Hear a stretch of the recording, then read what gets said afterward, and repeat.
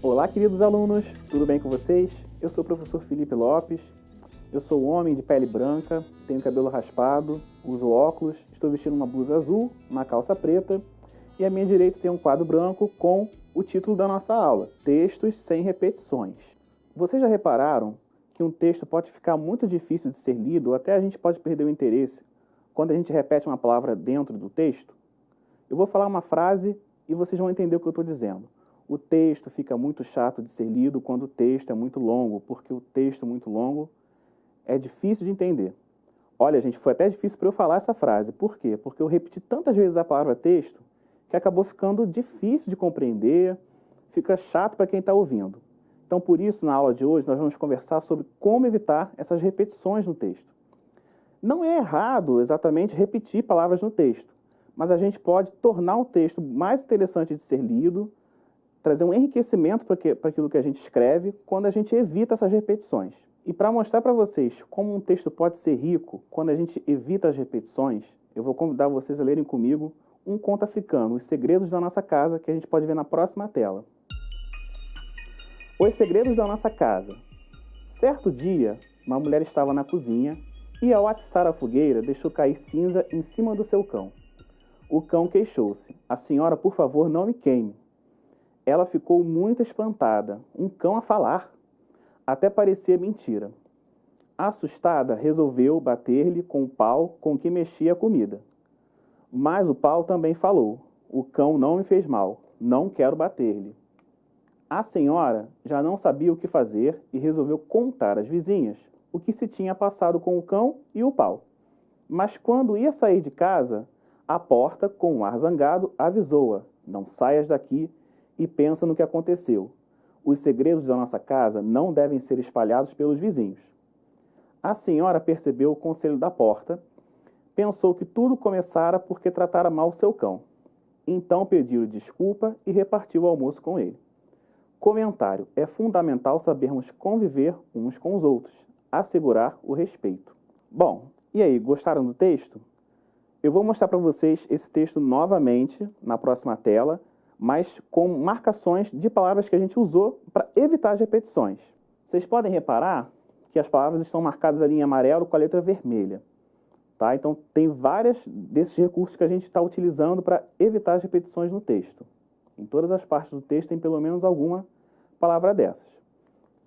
Aí eu vou pegar com vocês um trecho do texto. "A senhora, por favor, não me queime."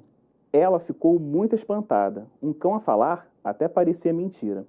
Notem que teve a substituição da expressão "a senhora" pelo pronome "ela." Está ali marcado em vermelho. Aí eu coloquei a mesma frase embaixo sem a substituição, com a repetição, para a gente fazer uma comparação. "A senhora, por favor, não me queime." A senhora ficou muito espantada. Um cão a falar? Até parecia mentira. Notem aí a repetição da expressão "a senhora" nas duas frases. E aí, para vocês, qual fica melhor de ler? Quando a gente tem a substituição ou quando a gente repete o termo "a senhora"? Eu vou mostrar para vocês um outro exemplo. A senhora já não sabia o que fazer e resolveu contar às vizinhas o que se tinha passado com o cão e o pau. Mas, quando ia sair de casa, a porta, com um ar zangado, avisou-a. Notem aí que aquele "a" separado do "avisou" também é um pronome que eu substituí a expressão "a senhora" lá no começo do parágrafo. Aí embaixo eu repeti de propósito a expressão "a senhora" de novo. Vamos ler. A senhora já não sabia o que fazer e resolveu contar às vizinhas o que se tinha passado com o cão e o pau. Mas, quando ia sair de casa, a porta, com um ar zangado, avisou a senhora. Notem aí mais uma vez a repetição. E aí, para vocês, fica melhor ler quando a gente evita essa repetição ou quando a gente repete a senhora mais de uma vez? Quando a gente faz essas ligações entre partes de um texto e a gente evita essas repetições de termos que já foram escritos, a gente pode dizer que está falando sobre coesão textual.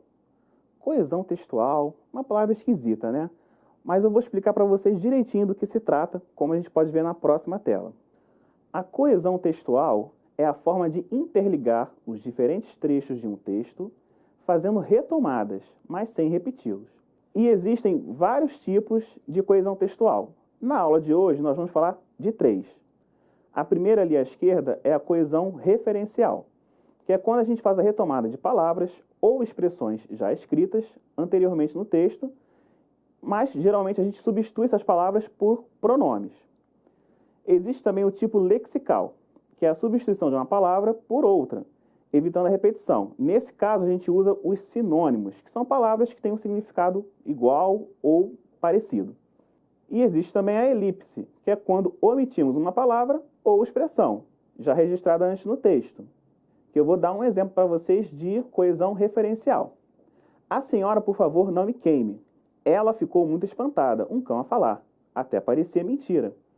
Aí, a gente usou o pronome ela para substituir o termo a senhora.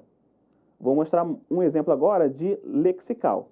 O carro seria um excelente meio de transporte, se não poluísse tanto. Por isso, eu nem penso em comprar um automóvel nesse momento. Notem aí que a gente usou o sinônimo da palavra carro, automóvel, para evitar a repetição. E temos também um exemplo de elipse. A senhora percebeu o conselho da porta. Pensou que tudo começara porque tratara mal o seu cão. Notem aí o uso do verbo pensar na terceira pessoa, ela, do singular. Embora não esteja escrito a senhora pensou ou ela pensou, conseguimos perceber que o pensamento veio da senhora pelo contexto. Se na frase anterior a gente estava falando da senhora, quem pensou, pelo contexto, só poderia ser a senhora. Bom, eu mostrei para vocês 3 exemplos. E agora eu vou convidar você a fazer 3 exercícios para a gente ver, na prática, como a gente faz essa coesão textual dos tipos referencial, lexical ou por elipse. Vamos ver o primeiro desafio? Vamos pensar. Luísa e João adoram ir à escola. Luísa e João sempre chegam no horário. Bom, eu já escrevi a primeira parte da frase aqui, né? Luísa e João adoram ir à escola. E aí agora nós vamos substituir esse Luísa e João por um pronomezinho aqui, ó. Eles sempre chegam no horário. Olha aqui, esse aqui é o pronome eles, que eu estou substituindo Luísa e João. Estou substituindo pelo pronome eles aqui. E aí, assim, eu evito a repetição desses 2 nomes. Agora vamos para o próximo desafio. A menina estava comendo balas. Quando sua irmã chegou, a menina ofereceu as balas para ela. Notem que nessa frase a gente repete menina e bala. A gente pode fazer uma substituição com sinônimos. Então eu já coloquei uma parte da frase, que essa frase é um pouco mais longa. Vamos ler juntos aqui. A menina estava comendo balas. Quando a sua irmã chegou, a criança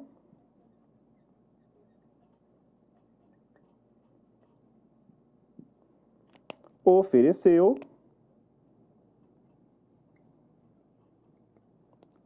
os doces.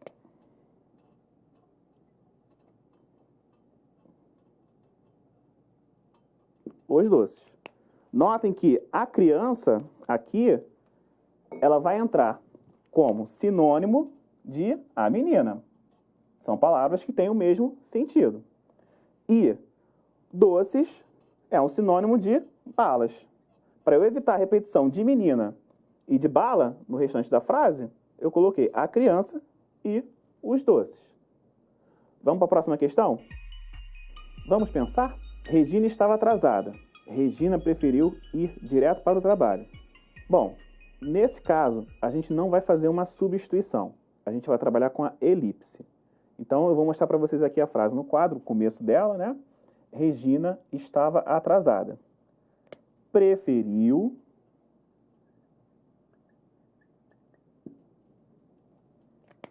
ir direto para o trabalho.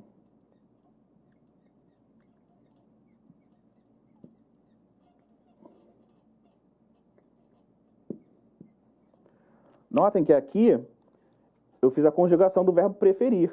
Preferiu. Ela preferiu. Não vai estar escrito nem ela preferiu e nem Regina preferiu. Eu evito a repetição.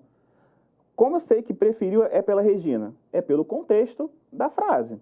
Se eu estava falando da Regina no começo, a gente está trabalhando aqui no mesmo período, então preferiu ir direto para o trabalho, só pode estar falando de quem? Da Regina. Então a gente usa o contexto para entender que quem preferiu foi a Regina, ok? O que a gente tem que entender quando analisa esses exemplos de coesão é que a gente pode tornar o texto melhor de ser lido, mais fácil de ser compreendido quando a gente faz as corretas substituições ou omissões no caso da elipse. Bom, na aula de hoje, nós vimos que é importante a gente evitar as repetições de um texto para torná-lo mais agradável de ser lido e além também de causar um enriquecimento da nossa produção textual. Vimos também que esse processo de ligação das partes de um texto, evitando as repetições, a gente chama de coesão textual.